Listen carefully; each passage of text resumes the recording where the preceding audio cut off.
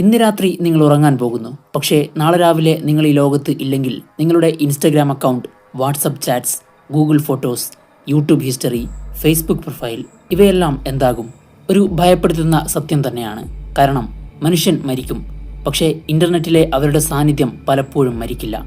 ഇന്ന് ലോകത്ത് കോടിക്കണക്കിന് ആളുകളുടെ സോഷ്യൽ മീഡിയ അക്കൗണ്ട്സ് ഇപ്പോഴും ആക്റ്റീവായി തന്നെ കിടക്കുന്നുണ്ട്.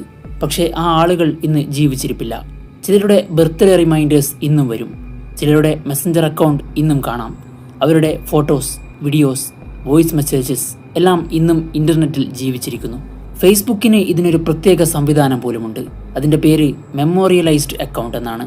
ഒരു വ്യക്തി മരിച്ചെന്ന് കുടുംബം റിപ്പോർട്ട് ചെയ്താൽ ആ അക്കൗണ്ട് ഒരു ഓർമ്മ പതിപ്പായി മാറ്റും. അതിൽ റിമെമ്പറിംഗ് എന്ന് കാണിക്കും. ആളുകൾക്ക് ഇപ്പോഴും ഫോട്ടോസ് കാണാനും മെമ്മറീസ് ഷെയർ ചെയ്യാനും കഴിയും. പക്ഷേ ആ അക്കൗണ്ട് ആർക്കും ലോഗിൻ ചെയ്ത് നോർമലായി ഉപയോഗിക്കാൻ പറ്റില്ല. ഗൂഗിളിനും മറ്റൊരു ഫീച്ചറുണ്ട്, ഇനാക്റ്റീവ് അക്കൗണ്ട് മാനേജർ. നിങ്ങൾ കുറേ മാസങ്ങൾ ഗൂഗിൾ അക്കൗണ്ട് ഉപയോഗിക്കാത്ത പക്ഷം നിങ്ങൾ തിരഞ്ഞെടുത്ത ആളുകൾക്ക് നിങ്ങളുടെ ഡേറ്റ ആക്സസ് നൽകാനോ അതിൽ അക്കൗണ്ട് പെർമനൻ്റ്ലി ഡിലീറ്റ് ചെയ്യാനോ ഗൂഗിൾ അനുവദിക്കും. പക്ഷേ വാട്സാപ്പിൽ കാര്യങ്ങൾ കുറച്ച് വ്യത്യസ്തമാണ്. ഒരു അക്കൗണ്ട് ഏകദേശം 120 ദിവസത്തോളം ഇനാക്റ്റീവ് ആയാൽ വാട്സാപ്പ് അത് ഓട്ടോമാറ്റിക്കലി ഡിലീറ്റ് ചെയ്യാൻ സാധ്യതയുണ്ട്. പക്ഷേ ഇതൊക്കെ ആയാലും ഇൻ്റർനെറ്റിൽ നിന്ന് ഒരാളുടെ എല്ലാ ട്രേസസും പൂർണ്ണമായി ഇല്ലാതാകുന്നില്ല. കാരണം ഫോട്ടോസ് ഡൗൺലോഡ് ചെയ്ത ആളുകളുണ്ടാകും, വീഡിയോസ് റീപോസ്റ്റ് ചെയ്തിട്ടുണ്ടാകും, മെസ്സേജസ് മറ്റുള്ളവരുടെ ഫോണിലുണ്ടാകും. അങ്ങനെ ഒരർത്ഥത്തിൽ ഡിജിറ്റൽ ലോകത്തിൽ മനുഷ്യൻ കുറച്ചെങ്കിലും അമരന്മാരാകുന്നു. ഇപ്പോൾ സയൻറ്റിസ്റ്റുകൾ പോലും ഡിജിറ്റൽ ഇമ്മോർട്ടാലിറ്റി എന്ന കൺസെപ്റ്റിനെ കുറിച്ച് സംസാരിക്കുന്നു.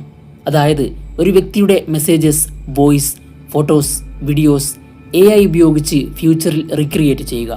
ചിന്തിച്ചു നോക്കൂ, ഒരു ദിവസം ഇല്ലാതായ ഒരാളോട് AI വഴി വീണ്ടും സംസാരിക്കാൻ കഴിയുമെങ്കിൽ അത് ടെക്നോളജിയുടെ അത്ഭുതമാണോ, അല്ലെങ്കിൽ ഭാവിയെ പറ്റിയുള്ള ഭയപ്പെടുത്തുന്ന ഒരു കാര്യമായിരിക്കുമോ? ഈ വിഷയത്തെപ്പറ്റിയുള്ള നിങ്ങളുടെ അഭിപ്രായങ്ങൾ മറക്കാതെ എഴുതണം. എന്തായാലും ഒരു കാര്യം ഉറപ്പാണ്, നമ്മൾ ഒരു ദിവസം ഈ ലോകം വിടും.